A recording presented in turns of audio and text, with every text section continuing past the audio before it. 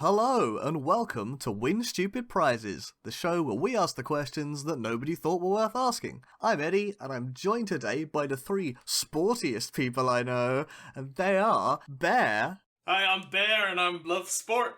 Jamie. Hello, I play sports every decade. And our judge this week is Alex. Hello, thank you for giving us your sports credentials. It's a new year, but we're going back to the old, back with the episode 1 cast. Oh yeah, I hadn't actually noticed that. No, wow. Anyway, the reason I mentioned your sporty credentials is because Judge Alex here, I believe, is on some important judge business. Yes, I am representing the Fédération Internationale de Football Association, or as people in England call it, FIFA. As we all know, football is one of the most popular games in the world. Sure. So we've got a big dominant market position, and we are constantly looking out for threats to that dominance.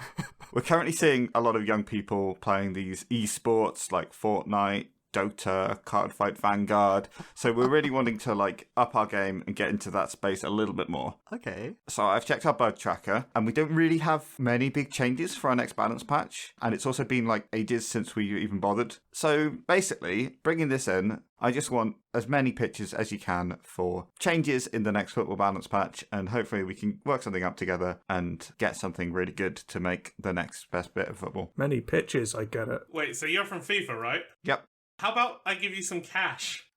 Is this meeting being recorded? It has to, otherwise I don't know how the episode comes out. Okay, meet me in a back alley tonight. Yeah, but also some cash, right? Okay, so Bear's already won the episode.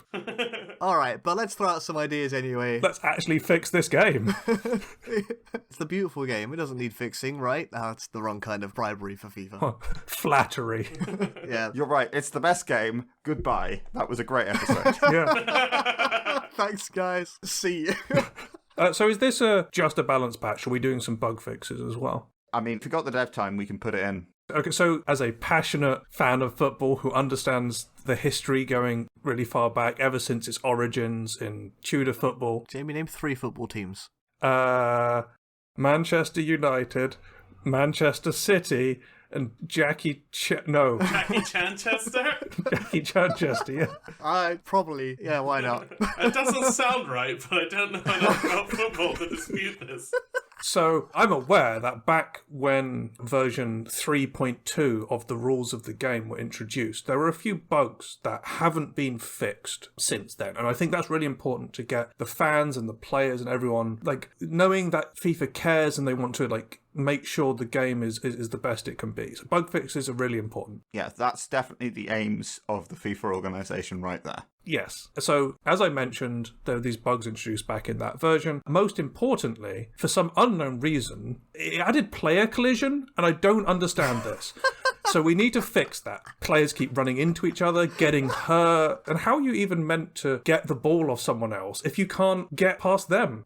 So I think that's the first thing we have to fix. That's such a significant bug. I think it's so ingrained into the way the game works now, because they added a whole official just to deal with player collision. Yes. They introduced the whole yellow and red card system just because player collision was too difficult to patch out. That's a lot of overheads. If we get rid of player collision... Yeah, looking at the bug tracker, it was a workaround, but it is one of our most popular features. The thing is, if you didn't have player collision, you wouldn't have great moments like headbutting other players in the chest. But you wouldn't have to hire as many medics. You wouldn't have to have all of the time spent arguing over whose fault certain things are. You get rid of a lot of faff around the game and allow you to have more of a pure experience. Sure.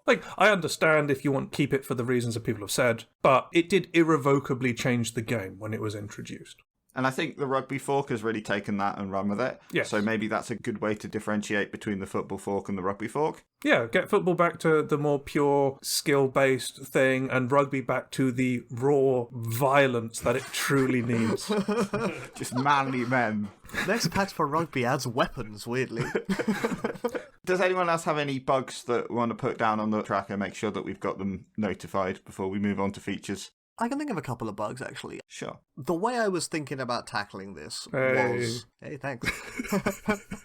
I was thinking, what's the biggest problem with the game at the moment? And it's not the corruption, it's not the racism, it's the low score lines. It's the boring 0-0s and 1-0s that come out and make people lose interest. Yeah, it is a slow game. And I think there's a couple of bug fixes that I think were introduced as bugs but have since been adapted into the rules that we could fix and make the game much more exciting.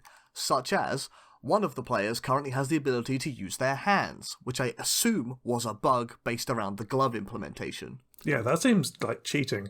The goal man can pick up the ball. Glitch has been probably going against the spirit of football for quite a long time. Because there's a lot of times that the scores would be higher but for the man that can use his hands. Yes. Yeah.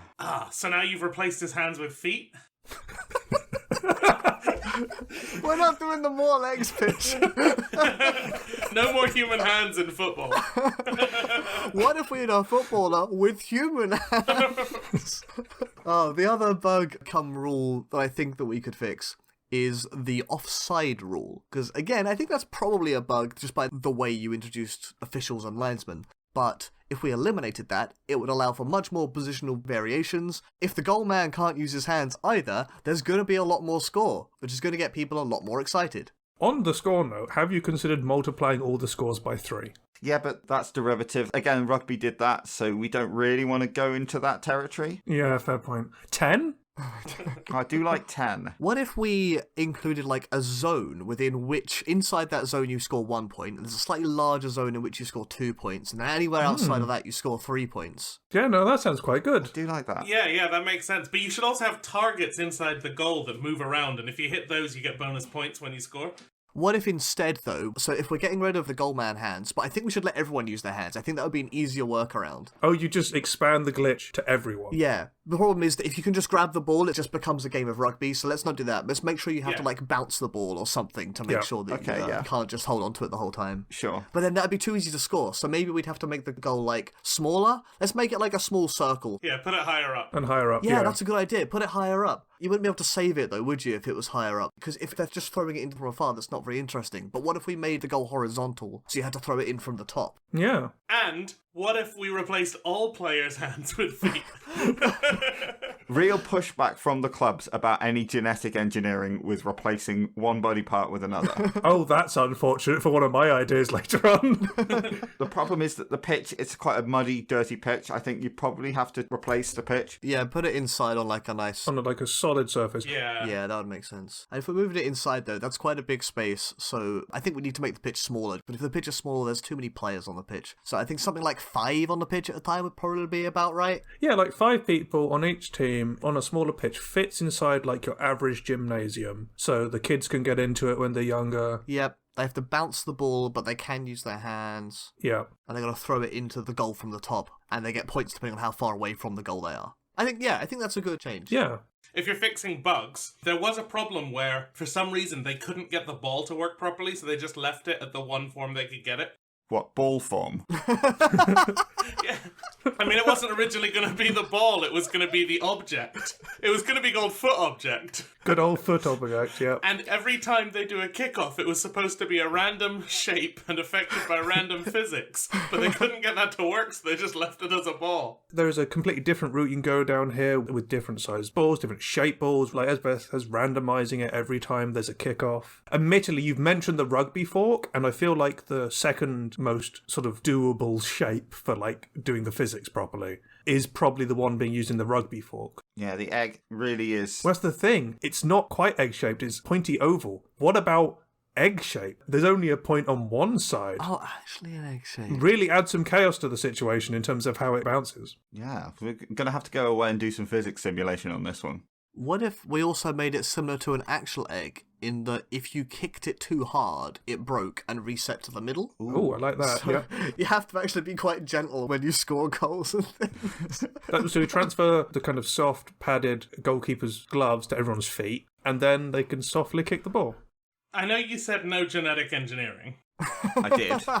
What now? But I think each player should have a unique anime-style power that can only activate under certain circumstances. Only if they have to explain their power in excruciating detail. As they use it, of course. Yeah, Well, there's a slightly different approach to that, because you mentioned esports. I did. If instead of having a built-in power, they draft a selection of abilities at the start of the game in the form of different champions or heroes that they're playing, and you have a ban phase first, so that you, like, oh, I'm playing against this famous footballer who's really good at playing Gaiden the Fire Warrior, who can, like, kick the ball and make it turn on fire when he kicks it. And you're like, oh, this person's really good at using that. So you can, like, ban them out, and then you get a different game each time because of the different heroes that get through. I see what you're saying about limiting, like, football is a game of a few good people, and I think that's a problem. It means it's not as accessible. It means it's only really open to the professional phase. Even if you take it outside, yeah, people can play football, but they're still, you know, going up against people of a set skill level. You can't just throw together an arbitrary team of players and have a fair game. So I think we should probably have some rules to address that. Maybe something like, whenever you score a goal against us, we get to make a new rule that applies to everyone in the game. It's like, okay, you scored a goal. Now the rule is no passing. You can only score with your left foot. Yeah, because then you'd have people getting into their own specialties, like the anime powers, but they'd build their own skill that they want to specialize in, and then trying to get the rules to support the way they play. I like the idea, but the open-endedness of making your own rule is difficult. So how about we have a random table, and whenever you get scored against, you roll on the random table, and that's the rule you get. That's probably better, because I was thinking if you could make up your own rule, you're like 10 goals down, you just go, okay, now goals are worth 11 points instead of 1, and you just need to score 1 to win. Or lowest score wins. Yeah, but then they score one against you. I mean, they're already 10 points up, so they're probably just going to score the next one against you, and then you're out of range. But then you just make it, well, the next one's worth 22 now. You know, you just change the rule every time to make the goals worth more. Yeah. Okay, there've got to be some rules about the rules you can make. Which is why we have a random table. Well, maybe you just have a set of pre-approved rules, because the point is to rubber band, and if you're rolling, then you're not rubber banding. Oh, I see. Well, no, you are if they're all positive for you. Oh, if it's a bonus to your team rather than an equally applicable rule. Or a rule that only affects the enemy team, or whatever, whichever way it needs to apply. Yeah. Okay, yeah. We have a consolation prize deck, and you get to draw from that deck whenever they score against you. Yes, effectively. That could be quite fun. And if you really want, it can be, you have to have like 20 things in there, but you get to pick 20 from a selection of like 40 to specialise a bit. There could be a mini draft in that as well. Both teams bring in like 10 things, but you get to ban 3 of them from your opponent as well, so they can't like target you too hard with their rules. See, combining all of the different... Yeah. Yeah, there's a way to do this. I think we can bring a bit more into this because collectible card games are really big. Yeah. So what happens if we sell these boosters that you then build? We can sell loot boxes that you get rules from. Yeah. You build your favourite rules out of these boosters. Each team comes in with a collectible deck. Yeah. Football isn't just professional football. We could sell the booster packs to the people who want to play football with their mates. Yeah, exactly. Oh, and then gradually we could make better and better cards at increasingly rare rarities.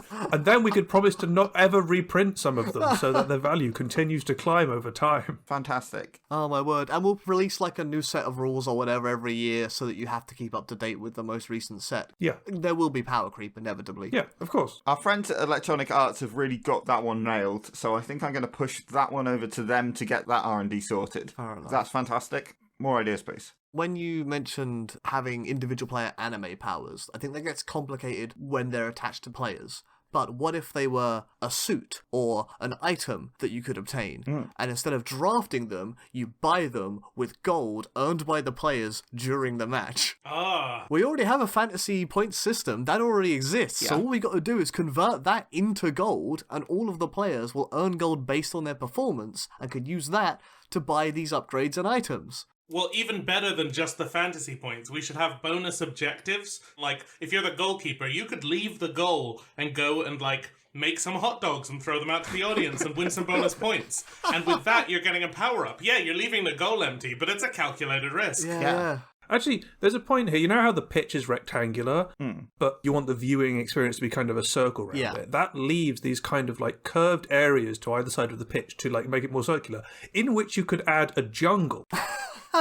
Sure, yeah. And players could go into there and they could fight AI-generated monsters to generate more gold. Ah, that's so good. You get more gold for completing these side objectives, like the jungles or the hot dogs, but Yeah. you do still gain points through the natural progression of the game through the fantasy points. Yes, of course, yeah. Sure. So there's that trade-off of, like, I know I can get, like, my base level items from playing the game, but I could get better items if I'm willing to take some time off from the game. But obviously you're taking the gamble of your opponent scoring while you're not on the pitch. Yeah, so if you can stay in the game, Yeah, and so it depends on how long you leave your best player in the jungle. Yeah, exactly. and also you can get items that are like, hey, every time you score a goal, it shortens the game. Wow. So that you're trying to finish it before they have time to finish getting all of their power-ups and come back and win. That would need to be quite an expensive item, though, I feel. Yeah. I think it's not so much an item as it's a scaling power-up, so you gradually put points into it. Oh, okay. Yeah, I mean, also, if you're trying to, like, have it so that to balance out farming too much in the jungle or doing the side quests, you will need to be able to shorten the game. Potentially, rather than an end time point, the opposing team has this, like, structure you're trying to destroy by kicking footballs at it. And by the time you kick enough footballs at it, it falls down and you win the game. And you can buy items to make your footballs do more damage to the structure. Oh, bloody hell. Alright, let's drag this back to the world of normality just a little bit. Yeah. I mentioned encouraging more excitement in the game. Sure. I think one of the most boring parts of the game is when the ball leaves the pitch, because the game stops, Yeah. they have to pick it up, put it in a particular place, or throw it back onto the pitch, and there's just dead time that no one's interested in. Yeah. So what if, instead of those off-pitch areas, we just put walls up? Also just bounces straight back in. Yeah, exactly. Better than walls, pinball bumpers. Oh! Because then you could do sweet tricks like kicking the ball into there and it goes pa-ching, back out. I mean, you can do sweet tricks with the wall anyway, right? Yeah, but even more so. We could throw a few bumpers into the middle of the pitch as well. Yeah, fair. Maybe you just put bumpers in, like, specific locations, like in the corners, so that the ball doesn't get stuck in the corner. Yeah. If you're doing walls, you no longer need the corner rule. I make it a circle. Well, you could make a circle, or you could now make the corner the zone in which you keep the house robots. And that goes along with the bumpers, because they're field hazards. And you have the house robots in the corner. If the ball gets stuck in there, you have to get past the house robot to get the ball back. Oh, dear. And there's some very obvious fire pits, but if the house robot grabs you, it's taking you to the fire pit. Yeah. Oh, wow. Oh, no, not the fire pit. And then we need some judges to, like, judge the elimination or something. That is something else I was thinking about, speaking of judging the elimination, because one of the most boring bits in football are the draws. Sure. Because even when the game's not allowed to go to a draw, you end up going to penalties, and nobody likes penalties. No one likes Especially penalties. as British people, we don't like penalties. I love penalties, because it means we never win. I will cut that, I swear to God. We love the football. So how do we make the idea of a draw more exciting? Sudden death. Which is a question that I need to look into my notes to find an answer to. While you're thinking about that quick, you say you want to increase score. You say that draws aren't exciting, so making goals always score 1 point is kind of boring. So we have a set of judges to one side, and every time you score, the 3 judges judge out of 10 how good the goal was, and that's how many points it gets you. Ah. Or you have mini archways throughout the pitch. Yeah. And they come up and it basically says, hey, if you bring the ball through all of these archways before you score, it's worth an extra point. Oh yeah, it gets increased, or like each one Because adds... it's more telegraphed, but Is it you have to dribble through the archways, or you have to, like, pass it through the archways? the ball has to go through the archways. Okay, so it doesn't matter. Yeah. Right. They like light up when it's gone through them, so it's nice and obvious. Yeah. It's like racing checkpoints. If you also install the right kind of things on the ball, you could have it upgrade in like colour or something to notify that it's gone through enough hoops to be like a extra point ball or so on. And it's only on the opponent's half of the pitch, because then if they get the ball and pass it through one of your hoops, it resets. Oh, like in one direction it goes red, the other direction it goes blue. Or is it more interesting that you upgrade the ball to a double point ball and then they take it from you and score? I don't think so. There's a storyline there. Like, I understand what you're saying, but it's already hard to pass it through the hoops. Yeah, I think you would encourage turtling even more than it already exists within the game. Oh, good point, yes. Yeah. Yeah, no, I think you have to be the team that put it through your set of challenge arcs. Yes, fair. Okay. Talking about turtling, how about... Taking a poop on the field. Hello there, it's Editing Eddie here. This is a cheeky mid-episode ad roll where I'd promote our sponsors, if we had any. So for now, I'm just going to use it as a free-form plug zone without any of those noisy nerds to distract me. First and foremost, thank you to anyone who is listening to this. Hope you're enjoying the episode so far, by the way. I'd really appreciate it if you shared this podcast with your friends, family, co-workers, whoever you think would enjoy it, really. We're still a tiny fish in a massive pond, and even one more person listening to it would be an embarrassingly large increase in our listenership. Second, a quick run through of where you can find all our stuff. These episodes currently post on our website, on most major podcast apps, and on YouTube. It goes onto YouTube about a week after it hits the website and the apps, just so that I've got some time to sort out the video part for YouTube. If this isn't on your preferred podcast platform, by the way, let me know. Hit us up on social media and I can get that sorted out for you. Our website, as previously mentioned, is www.hexagorgon.com, where we do post the odd article which isn't available anywhere else. I also mentioned our YouTube channel, which is also Hexagorgon. The last thing I'll mention in this section is our Twitch channel, Hexagorgon Live. We stream every Monday and Thursday at the moment, starting around 8 PM GMT. Mondays are currently themed as Mystery Mondays, and we're alternating between Outer Wilds Echoes of the Eye and Life is Strange True Colours at the moment. Thursdays are when we play Magic the Gathering, hosted by Jamie. Jamie's really good at explaining what's going on, even if you're a massive noob at the game like I am, so don't let that put you off from tuning in. We also do the occasional Friday on Twitch, but you'll have to pay attention to our socials for that because they're not quite as regular. Right, that's enough of that for now. Let's get back to the show. We've kind of captured some of the games you mentioned in the intro. However, Fortnite and Minecraft have a crafting system for building... You can't see right now, but we all started doing Fortnite dances. Yes, we did. Really, really well. Super in sync. Everyone did a different dance. I'm doing Orange Cross, Eddie's flossing, and Jamie and Alex are doing 2 other Fortnite dances. But yeah, so they both have crafting systems in them where you can like build walls and buildings to temporarily like defend yourself. Well, Minecraft is more permanent, but in Fortnite they can be shot down or whatever. That's pretty temporary in Minecraft. You seen creepers? Yeah, good point. Let's add creepers to football. So we could add a crafting system to allow people to build defences that you can kick down, of course, with the football. And it can become like this homage to the current modern gaming sphere where you have this sort of progression, but if the enemy team beats it down, you lose everything. Or, if you want to go for the Fortnite way, you can build some stupid ramp up into the sky, which you would normally snipe from, but in this case, you dribble the ball up the ramp and then you score the goal from like 40 foot in the air. How, in that instance, does the ball not get tackled from you? Or are you saying that we have some supporting players that are building whilst we have the attackers who are trying to still attack and stuff? Yeah, we have the supporting players building. It's much like in Fortnite. You can't shoot and build at the same time. So Yeah. the strategy is to have enough people doing the building and enough doing the football that you can do both effectively. Maybe the builders are a specific set of people on the team, because with current pitch size, we can't have everyone doing this. Yeah. If it's Fortnite-style building, though, then you're just encouraging a class of players who are so good that they can build while they're playing without any degradation in their performance. Yeah. And that's a different set of skilled players to the current people who are doing really well. Yeah, but then it ends up in that same problem place, I think. And to avoid draws that Eddie didn't like, you can have the Fortnite shrinking arena. Ooh.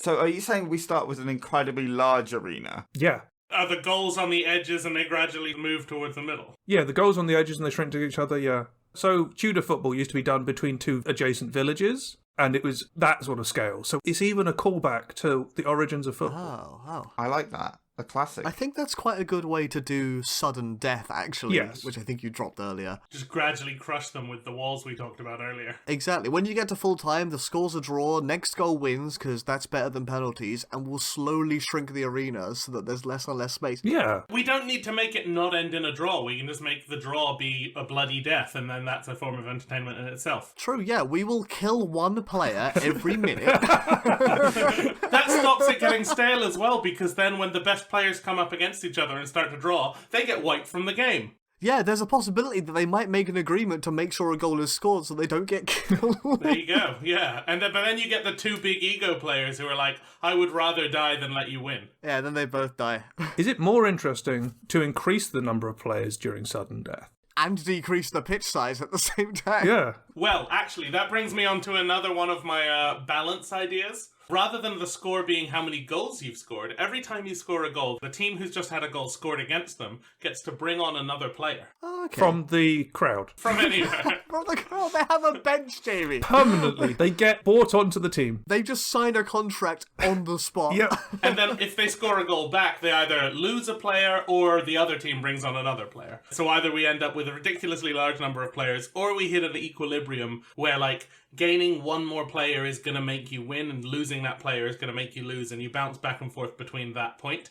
And thus, the score at the end isn't how many goals were scored, it's how many extra players the team behind needed to find equilibrium. Oh, so you're like working out how to balance the teams. Yes. But then it's always going to be the same result because of skill levels. Every game ends in a draw. Yeah. Well, so it's giving you a result based on skill levels, but it means the actual game is more interesting because instead of one team just getting whomped, it finds the point where they start being able to win back. You've given me a slightly different idea, which is a bit more technical. So players have a transfer value. It's like the amount that they're evaluated at to be bought by another team. This is cash, right? This is cash monies. So you could introduce like a handicap style system whereby you start with a certain number of goals based on how much lower value your team is compared to your opponents. Like a golf handicap in a way, right? Like, I'm this much worse, so Yeah, exactly like a golf handicap. Let's not use golf as an example of how to fix football, please. Alright, like a Super Smash Brothers handicap. Okay. Thank you. Except they get lives,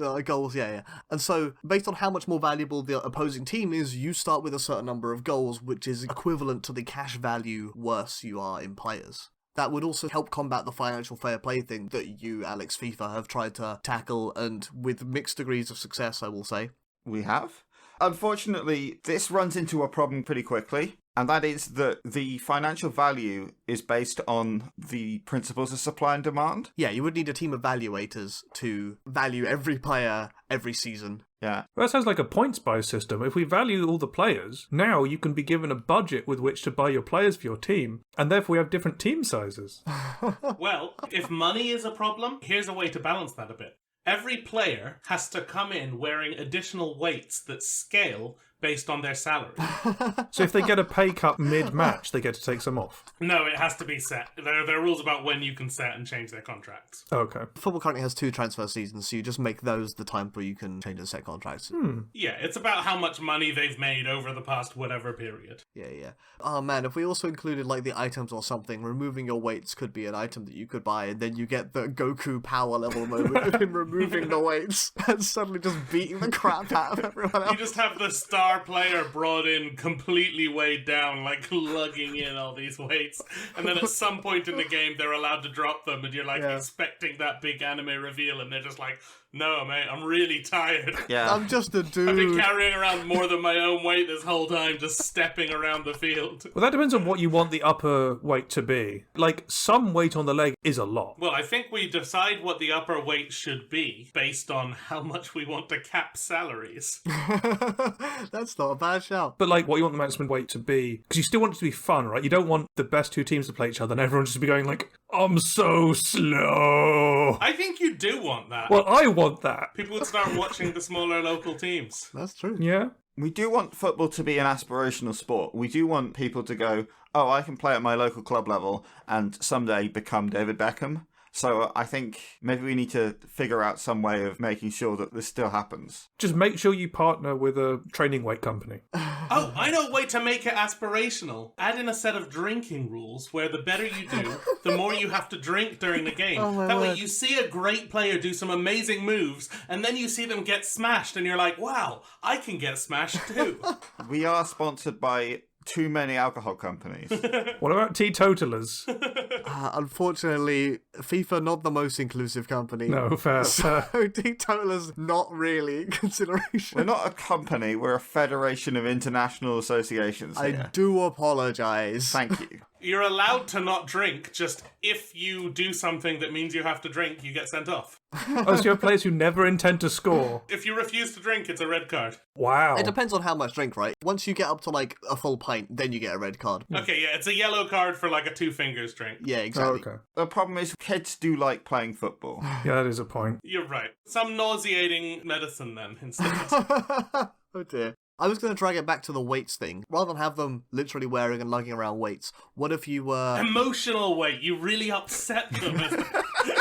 You'd need to improve the pitches to be some sort of like gravity field, because what I'm thinking is they have something attached to the back of them which will slow down their running speed due to the additional friction, and you vary the friction based on the salaries or whatever. I hear gravity field. It makes me think of... Did you ever play the Flash game Gravity Ball? No. It was like Pong back in the day. Okay, before you go down that route, I considered suggesting zero-grav football, and it reminded me too much of the sport in Final Fantasy X, and that thing is awful, and we're not doing that. This isn't zero G. This is Yeah, additional G is what I'm thinking. you strategically put black holes around the course. Oh, And you use those not to suck things in. you slingshot. Yeah, you have to slingshot and account for those. Okay, that is kind of cool. Well, it would be fun at first, but then it would become stale because people would get used to the bending of the ball around You the... just get really good at physics. Unfortunately, black hole generators are incredibly expensive.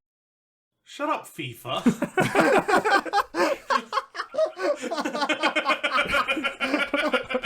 What everyone's always wanted to say, but no one's had the money to say it. Shut up, FIFA. The black holes. If you wanted to use that, you just need to maybe have them move around the field so it's not a constant something to get The used generators are also balls that you can kick. to. Yeah! Oh my word, they don't score goals, but they do. Affect the play. Yeah. Oh, that's cool. Yeah, you do some great things where someone kicks the ball out towards the corner and they're like, oh, that's not near the goal at all. But someone much faster kicks the black hole towards that so it catches the ball you've kicked towards the corner, slingshots it into the goal, and they're totally unprepared. It also becomes a strategy to try and kick all the black holes into your opponent's goal, and then it becomes easier to score. Yeah. Bend it like Beckham 2. Yeah, bend it like Beckham, and it we mean time and space. I like the idea of adding a more 3D than it already is, element to football. You mean 4D. Well, we could go back down to 2D, where the ball always has to be in contact with the ground. Okay. And it's much more of a puzzler, where you're trying to get it round the opponent's players. Oh, I get what you're saying. Rather than the ball being a free-moving object, you have someone under the pitch with a ball on the end of a stick, and whenever it gets kicked, they run it around to where it should go. That's so stupid. If you have the ball made sure it can't leave the pitch, you could then put all the players on sticks so they have to move with each other in a line. Yeah. See, I was going to suggest that you need to get their goalkeeper to not be able to go anywhere illegally. And at that point, you say that you've won because your next move would get rid of their goalkeeper. But I do like your sticks idea. But then the audience can crowd around the edges of those poles and help move the players around.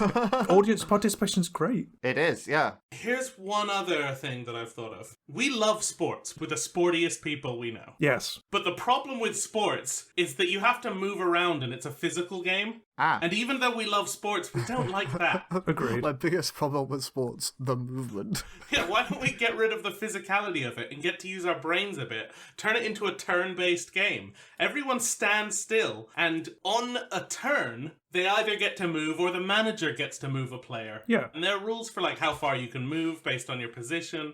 There are rules about like how often you can use special abilities. That ties in the special abilities we talked about before, but now we don't need genetic modification because we can just change the rules of the turn-based game. Yeah, and as Jamie said, when you get to the point where the goalkeeper can't move or be captured, you win. Yeah. Yeah. Perfect. We've got a technological solution in place that might help quite a lot of these suggestions out. So what we've got is a giant grid, an array of powerful electromagnets underneath the pitch. So if you're wearing metal clothing, we can actually move the electromagnets in such a way to move the players or the ball or anything you like. So I think that can, like, firstly add some friction, add some gravity without needing to wear lots of weight, because we can artificially use that with the electromagnets, and you can do the turn-based stuff. Like, a lot of stuff can be done with electromagnets. But on that note, surely we could just code it into a computer. Then anyone could play football, not just the best people. Then it's not a sport anymore. Our partners at EA have that license, and we are not giving that up. Damn it. I was going to recommend a yearly release and everything. The other useful thing about the huge electromagnetic pitch is if we go there to do some financial arrangements, oh no, we can't take in all of our monitoring equipment. Oops. If the digital football was a yearly release, you'd have to make minimal changes every time. Yeah. And just update like the player stats and stuff. That would actually work really well for FIFA's system. No, we want big balance patches. We're the big balance patch team right here. That does seem likely based on what I know about the PlayStation games. Yeah. Yeah. So we're trying to keep off of EA's toes. Got it. Yeah, their lawyers have said that they have every angle of digital sports covered, and we can't get that back. It's actually illegal for us to buy it back from them. Right. we're talking about the pitch. Sure. Oh, I've got a pitch about the pitch. Hey! I did notice that Alex said pitch in the intro, but it's pitches. So it's like, oh yeah, multi-pitch football. No, right. Oh, No, yeah. instead, 4D time traveling, 5D time traveling, 13-dimensional time traveling football. My actual pitch is each team has a themed home terrain that they get to bring and have as their half of the pitch. So you've got like the team that's got like the icy pitch, you've got the team with the water pitch, you've got the team with like the fire pitch and so on. And like your half of the pitch is that, your opponent's half of the pitch is the other thing. And it takes like home ground to a whole new level because you get to take it with you. Actually, I think better than it being your half of the pitch, it should be the opponent's half of the pitch, because it stops you putting walls up around your goal. Oh, right. I wasn't talking like walls, I was talking like just general terrain, like rather than structures. Obviously, there'll be regulations on what terrain you can have. Yeah. And those regulations will be part of our sales package for this terrain. Yeah. Because obviously, like Games Workshop, we can sell that terrain to people. Yeah. I think having to attack on your specialty rather than defend could lead to a more interesting play. Actually, yes, I think Bear has a point. I mean, you can just do both, because, you know, at the start of the game, you toss a coin, one team picks whether they are kicking off first or second, and one team picks which half they want to play on. Oh, okay, yeah. So by adding the terrain to the pitch, the terrain doesn't swap ends, but the teams do at half time. Yeah. So you both attack and defend your own pitch. We also have home and away pitches already, so like that balances itself out. You have a home game, you have an away game. Okay, yeah. If you did want it to be two halves of a pitch, you could also include the handicap system. For every goal that you score, the terrain shifts by like 10%. Ooh, I like that. Although the home pitch being your terrain is interesting because then the fire pitch could be like set in the caldera of a volcano, and like the water cool. pitch could be on the beach, slightly submerged. That's really cool, actually. And instead of players, we should have elemental monsters that we keep in these little summoning spheres. Balls. You kick the ball. A manager gets like 1 mana per turn, but will increase the amount per turn, and they choose which elementals to...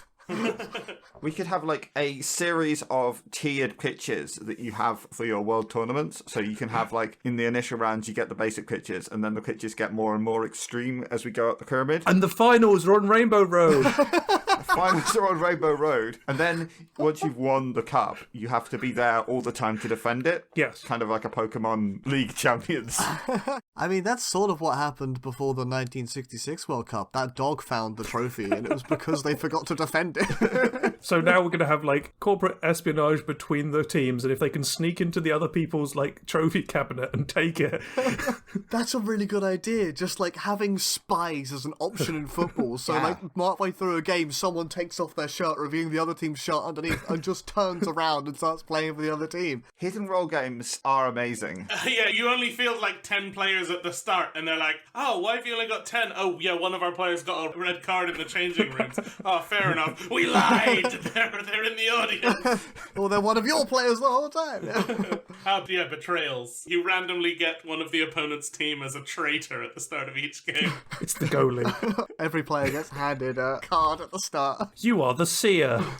One of the things that people really like is reading about EVE Online. Not playing EVE Online, but reading about it. Yeah. And the corporate espionage that goes on in that is fantastic. So I think if we can bring that into football, that's going to be a winner. As in, like, someone makes a friendship over like 5 years where they become best friends and get to like the second highest position in the other team because they're so trusted. And once they're there for one game, they turncoat, go back to their original team, and then yeah. You can take all the contracts of the players and then you can write Arsenal instead of Man U, and then suddenly Man U has no players. And Arsenal still can't win anything. Got him, I don't know. Got them. We've borrowed a few ideas here and there. What do you think it would take to make football be played in a cage, and instead of players, we have rocket-boosted remote control cars? That's an idea that I was thinking, actually. Put the players in cars. Top Gear did it, and it was super popular, so it must be good and improvement on football. Robot Wars did it as well, back in the first season. That's a callback. Yeah, the first season was really weird. Back in season 1, they had actual games and trials for the robots before it became just battling. Yeah, they brought that back they made a new show that was like a robotic Olympics. Very cool. So now we just get Razor in, and Razor just gets the ball and Well, I guess game's off, boys. I love the idea of, like, you kick your ball over the fence, you're like, Mister, can we have our ball back? And it's just Razor from Robot Boys. That's also giving me a really stupid idea of just you play with a kid's ball and the game ends when he has to go for dinner. Game might last 20 minutes, might last 3 hours. You don't know. I like that variable game length is really interesting. You don't know whether turtling's a good idea because you don't know how it might take forever and they might get there, or if it's a good idea because it's going to be short. Yeah, will they tire themselves out or are you going to just lose? This really helps out things like cricket, where it's like, oh, sorry, you can't watch anything else on TV this week because the cricket went on a bit long. Now, the football might go on a bit long, we don't know. Yeah. Cricket's quite an extreme outlier. I don't think we want matches to last 5 days and there to be no winner at the end of the 5-day match. Yeah, that's fair. Look, if we're trying to make the game better, we shouldn't be borrowing from golf, baseball, or cricket. I don't know, like little clubs that you can put in and get the ball if you manage to hit the ball in through like a course. Sounds pretty fun. Crazy golf, hell yeah. I thought you were going for croquet. So we slow the game down. The one person on the other team who can use their hands throws the ball at you. You kick it, and then it goes far away, and you've got to run around the pitch before the other team get the ball back to stop you. Well, the person who can use their hands throws it at the other team, and if they get hit, they're out. Oh, yeah, those one, yes. You mentioned croquet. We should arm all the players with wooden hammers. With flamingos, you're right.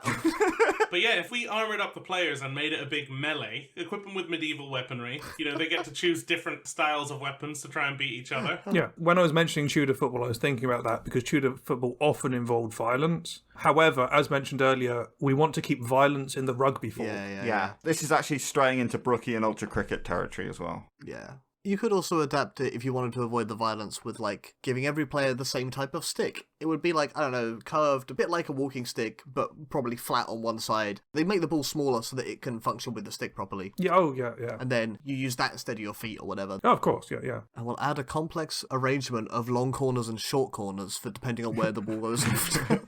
On that point, we mentioned terrain earlier. If you're going in that direction, surely it's really interesting if the surface is different because the ball's going to be, like, skittering along it. So you could make the surface ice. Oh. And then put everyone on ice skates. Oh, I was thinking like AstroTurf, but ice is good. Yeah. I would genuinely be interested in seeing normal football on ice with ice skates. Yeah. There'd probably be a lot of slipping and falling over because the thing they have to use to hit the ball is also the basis of their movement. Oh, yeah. But they're still sliding as they do a kick, so it's not like normal football where you've got the normal ground. Yeah, you wouldn't be able to balance as easily. That's really funny. We could go back to that point buy system you had. So you can choose your footwear. So you can have ice skates, or you can have a horse, or you can have like a BMX. Oh, you mentioned horse. I was going to mention horse. I was like, instead of cars, because we've already done cars, we put all the players on horses, and the horses play football, and the players are just the riders. Or we could put people on a horse and give them wooden hammers. Yeah, you can't reach the ball otherwise. No. You just make it a big exercise ball. The horses just kick it. So wait, let's revisit the zero gravity football. Sure. No. Just give every player a fire extinguisher and put them in 0G to play football. Okay, that's better. Oh, get them to reenact one of those scenes in WALL-E, yeah.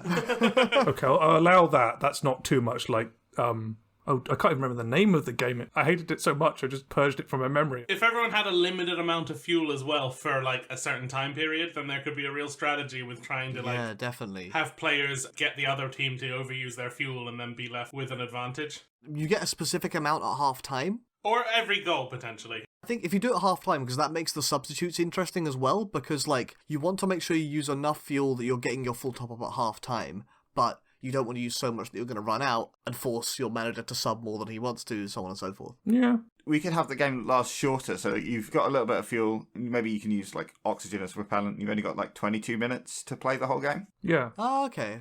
And if nobody wins during that 22 minutes, you just start the match again from where everybody started? Yes. Yeah. Because it's so short, you can do that now. Or you have, like, a fixed thruster and then a certain amount of boost. So, like, you can always thrust at lower speeds, but you can use your fire extinguisher for additional propellant. Oh, because you don't want, like, 10 minutes in, everyone's overexpended themselves. Apart from one player who's managed to wait it out, and they just get to score over and over. That's part of the challenge. I think it is fun to get someone to score a goal off of that, but then to have the remaining 10 minutes of the match just them slowly drifting around and picking up the ball and scoring over and over. Oh, right. What if, instead of being limited by boost, if you do boost, you make a giant space anglerfish eat you? Oh, if you boost, you die at the end of the game, yeah. You have to go a certain speed or the anglerfish will chase you down if you make too much noise. And that means, like, you can't go, pass the ball to... Oh, no. It's okay, just turn off your torch. Normal football should have, like, hey, until the end of the match, you can double your skills and stats, but then you die. I mean, I do like the idea of that. To make it more doable, you get removed from being able to play football for the rest of your football career is over. Wow, brutal. Yeah, you get a permanent ban. Ooh. Yeah. Like, skip the next match, sure, but permanent, wow. Actually, yeah, okay. You can get power upgrades. Okay, player gets a time stop or other power upgrades. You're like, time stop, everyone else has to stop. And you get like a 30 seconds of being able to move on your own, but then you get a red card. You always get a red card after you use a power upgrade. Narratively, that has to only happen at the end of an arc. Oh, the end of a match. Perfect. Everyone would just use it at the end, wouldn't they? It would be just a mad dash in the last 30 seconds. There'd be no point using it earlier because you get a red card. Unless, rather than a red card, they have cooldowns. Like, this is really good, so I have to wait 3 more matches. Yeah. I like that. I liked Alex's idea of just making the matches shorter. No other changes, just make it shorter. 22 minutes. Done. Just condensed. You encourage more exciting football by making there less time for the football, so like you have to make all your good plays immediately. We're doing bits, and that is just genuinely an interesting idea. I'm not sure it is, actually. Rather than ending the game after a fixed time, it should end when all of the terraforming parameters are complete. You know, one of the problems with football is the fans. Super hard fans can be problematic. Specifically the English ones. I did mention the racism earlier, so yes. Yeah. So, why don't we have both of the teams come in like, masked up in the same outfit. You don't know which team is which. You just enjoy the game. They're marked so you can tell. Right, they have different colours on, but they're randomised colours. Well, each team is a randomised colour. Yeah, but you can't tell which player is which. You can't tell which team is which. You just have to enjoy the game, and then you find out which team won after. That would be more of an explosion of thing, because all of the pent-up, like, what happened bursts when it's revealed. Yeah. I don't know. I think it would be the opposite. I think it could go both ways. I think it might cause some fights right at the end of the game that we probably don't want to deal with. Okay, you don't tell them at the end of the game, you tell them a day later. They've gone home, yes. To be, like, completely honest, one of the things that gets football fans so hyped is having a team to rally behind. Yeah. So taking that away from them reduces the enthusiasm for the sport. Great. Or, how about we have a global pandemic that means that the football has to be played without crowds? I have genuinely started, like, watching just the highlights of football matches, because that's the best way to watch it. Like, it's 5 minutes of all the good bits, and, like, great. Yeah.